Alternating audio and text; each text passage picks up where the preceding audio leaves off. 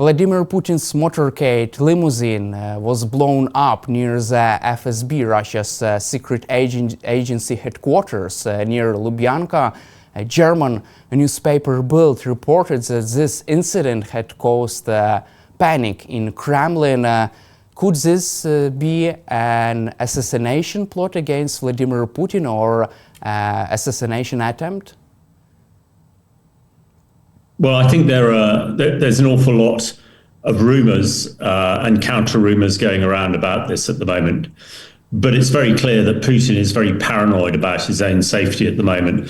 Not only this, there are also pictures on social media in the last week of actually his own bodyguards being frisked for potential weapons, really exacerbating the situation here. Now, everybody is very well aware of the sabotage that some of the Russian secret agents have been conducting across Europe in the last 12 months or so. And the head of the CIA and the head of MI6 at Christmas warned that this would be more extensive. And there have been, fires in Berlin and across Europe and even in London recently that may well be Russian sabotage. But I think this is a reminder that it's not just the Russians who get involved in this. Security agencies, intelligence agencies in the West may well be involved as well. So the fact that one of Putin's limousines, in a secure area, supposedly under the protection of the FSB, has been destroyed is, hopefully is an indication that Western intelligence agencies and Ukrainian intelligence agencies are sort of not sitting on their hands. And the fact that it's rattled Putin so much, hopefully will bring him to his senses and show that he must come to the ceasefire table, come to the peace negotiation table as soon as possible. But there are also other information, intelligence and rumors coming out that some of those close to Putin, some of his inner circle, are also getting frustrated with him. His special military operation is well into its third year now. The Russian economy is completely tanking and crashing with very high interest rates and very high inflation. And also we're getting reports that some of the mothers of Russia, the babushkas, are now getting incredibly angry with the amount of their sons who are being killed on the battlefield. And apparently, the Russian state is not paying compensation. And I think most people remember that it is the mothers of Russia who made Russia withdraw from Afghanistan in 1984, when they took high casualties. So I think the undercurrent in Moscow at the moment is very much going against the Kremlin and against Putin. And hopefully that will actually be a positive move and help to get the Russians to the negotiation table rather sooner rather than later. But at the moment, that is not something that we're seeing, on the world stage, as it were.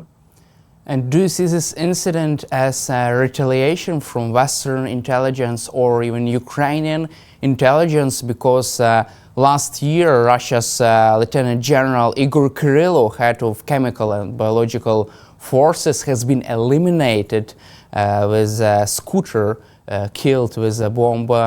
He has been eliminated with this bomb detonated in this electronic scooter. Don't you think that also Vladimir Putin and his inner circle should be afraid of their own lives, as Ukraine also conducting this assassination campaign inside Russia?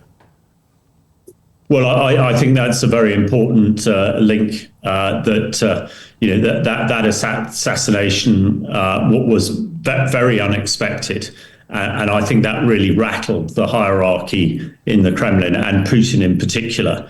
And they've certainly, after that event, upped their security. But even having done that, the limousine was blown up as well. And we also know, in the last sort of week or so, Ukraine has had some very successful strikes deep into Russia. The attack on the Engels Air Force base, destroying 96 cruise missiles, was a very significant operation. So this is a multifaceted war at the moment, and bringing it home to Moscow, I think, from a military and security intelligence perspective, is the right thing to do, because actually it's Trump sitting behind his armored-plated walls in the Kremlin. He needs to understand what is happening on the ground, and he needs, if President Trump is not going to drag him to the negotiation table, then maybe actions by Ukrainian intelligence and allied intelligence will do that job as well, or better.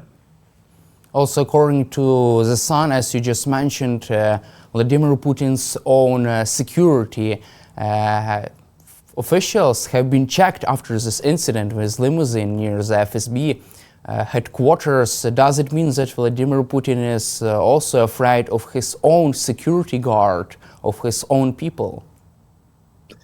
Yeah, I think absolutely. Putin appears very paranoid at the moment. There are lots of rumors that he has, what we call doppelgangers, lookalikes, to confuse anybody who might be trying to get hold of him. But when you can't trust your own personal bodyguards, that really suggests you're in a very difficult situation. Certainly, when I wrote about this in the Telegraph this week, I likened it to the Roman Forum and Brutus murdering Julius Caesar. The analogy being that Caesar would be Putin and Brutus would be some of his close associates. So, these evil tyrants are susceptible. When you do such horrific things, you are going to create enemies. And no doubt Putin has enemies close to him, and they're closing in. And he is getting incredibly worried, which is why one is seeing the actions that we've seen, particularly with his own bodyguards. US President Donald Trump is angry with Russian dictator Vladimir Putin because Russia was delaying ceasefire talks. Could this become another turning point in Trump's stance on Vladimir Putin, in Trump's policy on Russia? Could this be the tipping point after which Trump will turn against Vladimir Putin? Well, let's hope so. Trump used some very undiplomatic language, saying how cross he was with Putin. I think President Trump thinks that he can change every situation by doing some sort of business deal, and he's finding that actually doing business in warfare is rather different from doing business selling houses and tower blocks. And Putin is not playing ball. Trump's told him to do something, and Putin's doing exactly the opposite. Putin shows no indication at all of wanting ceasefire or peace. Putin sort of seems to think he's winning at the moment, and some of Trump's actions have made him think that. When Trump turned off the intelligence support to Ukraine and then turned off US weapons for a few weeks, that really had a profound effect, not just on the battlefield, but also led Trump to believe that actually the American president and some of his close advisors were rather closer to the Kremlin than they were to Kyiv or to London and European headquarters. Now, thankfully, Trump seems to have realized the mistakes he's been making, and now putting pressure on Putin. We hear all the time about tariffs at the moment, and Trump seems to be focused on that rather than anything else. But one thing Trump did say is that if Putin didn't come to the peace negotiation table, then US or president would prevent Russian oil being sold on the world markets, which he probably can do. And if Russia can't sell its oil and gas, then it won't get its money for weapons, and that could have a really serious impact. So, with Trump putting tariffs on virtually everybody, including penguins in the Antarctic, let's hope that he will put tariffs on Russia particularly its oil, so that it can't be sold and Putin will run out of money more quickly than he is at the moment.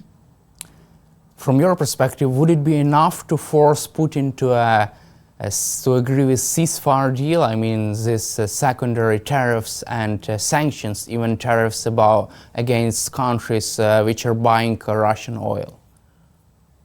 Well, I don't think on its own it would do that, but it would certainly put more pressure on. And it's clear that there is a lot of pressure sort of coming on to the Kremlin at the moment. Although one must sort of consider that Putin still thinks he's winning. Putin knows that if he loses or doesn't achieve his aims, and his aims were the complete subjugation of the 4 oblasts that Russia controls part of at the moment and Crimea, he also wants to decouple Europe from the US. If he doesn't achieve those, he's failed.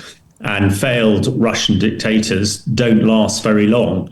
And I think Putin is well aware of that. So I think Putin is assuming he might as well fight on, because if he doesn't achieve what he's set out to do, then that's the end of him. Yeah, not only as the president, but probably the end of his life, because that's what Russians do to their failed leaders. They get rid of them completely. And also, however, Russia has agreed to a partial ceasefire in the air and at sea. Don't you think that this is special Russia's negotiating tactics, just to give Donald Trump something to declare any kind of a victory, but not enough to actually end the war? Do you see this as Russia's negotiating tactic? Yeah, absolutely. I mean, the 2 ceasefires we've seen before, the 30-day ceasefire, yeah, the ink wasn't even dry on the agreement before Russia broke it. The partial ceasefire in the Black Sea really only benefited Russia, and they didn't agree to it. And at the moment, there is supposed to be an agreement that Russia and Ukraine will not attack energy infrastructure, but only overnight, last night, Russia attacked Ukraine infrastructure. So whatever comes out of Putin's mouth and his negotiators at the moment really means virtually nothing, because the Kremlin and Putin are just carrying on fighting and have made absolutely no concessions at all. So, yeah, it's Putin talks positive stuff for the media, but does absolutely nothing in the way of stopping the fighting or moving towards a ceasefire. And hopefully now President Trump is clever enough to realize that, and realize that actually it is Putin who is playing Trump and not the other way around. And hopefully Trump and his advisors learn very quickly and get a bit smarter in their dealings with the Russian president. It is also interesting that even during negotiations, Vladimir Putin was making hostile statements toward Ukraine. He said that his army would finish off the Ukrainian army, and also he has called up another 160,000 men.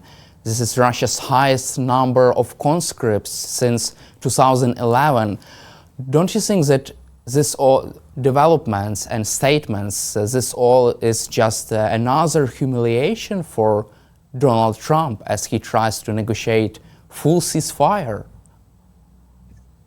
Well, absolutely. I mean, all the things you said are not the actions of somebody who's looking for peace.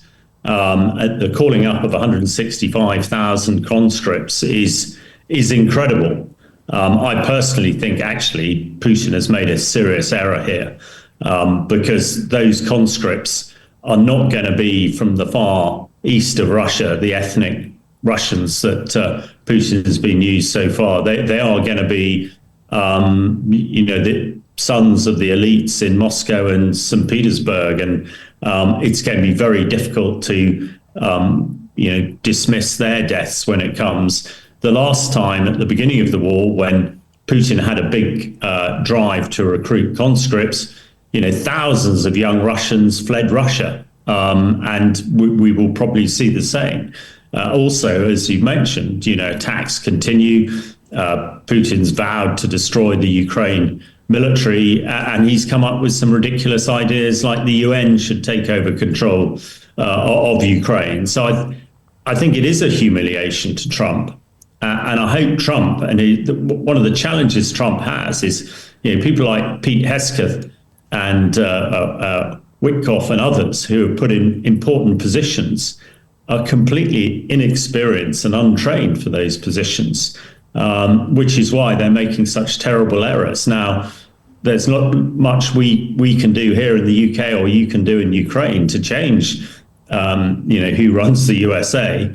But let's hope that they are learning quickly, and Trump realizes that actually Putin has no interest in doing some sort of deal with the White House, and the only thing that Putin recognizes is strength, and really that's what the best thing that Trump can do is to show his strong hand, his strong military hand, which is the only way that he can probably drag Putin to a negotiation table for peace and a ceasefire.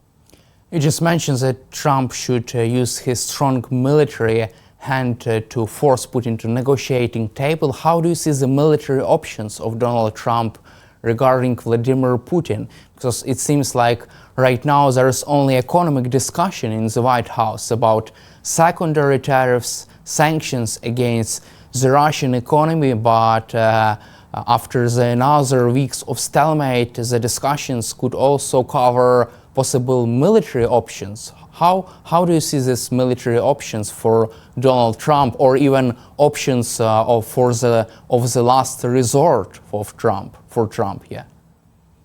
Well, I think it's very important that the White House and Donald Trump address the terrible intelligence issue they had when the signal messaging conversation about attacking the Houthis and supporting Europe was plastered all over the media of the world. The most damaging thing about this intelligence leak is that, in effect, the White House was saying that they would not support Europe in their support of Ukraine. And that was devastating. If Putin thinks that the US will not help Europe out, then Putin might well think he can crack on and keep on fighting. It's only recently that European countries have actually suddenly realized the threat from Putin and have started to extend their military. Even the Germans now are looking to spend 200 billion euros to upgrade their military. But this is all going to take time. But European countries are now galvanized under the UK and France, and are showing a strong hand. But if Trump and the Americans also said that they would be the backstop to support Europe and Ukraine, then I think that would change the metric, change the thinking of Putin.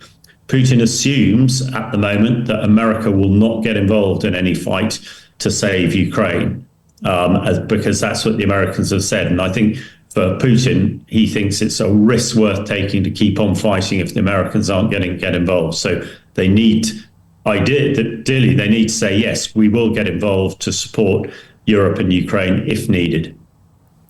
Also, Ukrainian President Volodymyr Zelensky said that Russia was preparing another offensive operation inside the Sumy region to push forward in the Sumy region, Kharkiv region and Zaporizhia region. What are the Russia's chances for a big breakthrough right now, as Ukraine still sustains forceful and also a big defensive position right now, as Ukraine fights back and also sustains this powerful defense? Well, there are a lot of rumors that Russia is planning to attack into the Sumy region, as you said, and by putting forces there. However, a lot of these forces, Russian forces, are very poorly trained. And I personally think it will be once again the classic Russia sort of meat grinder tactics, where they just throw more and more manpower into some sort of suicidal type assault. And as long as Ukraine has enough ammunition coming in from the West, then they should be able to hold it. I would say as well in that area, I've been speaking to some of the people in the brigades there. The Russians are again using a lot of chemical weapons. We've discussed it before, their use of chloropicrin. I understand they're using it on a daily basis across the frontier, which is their method, their modus operandi to attack.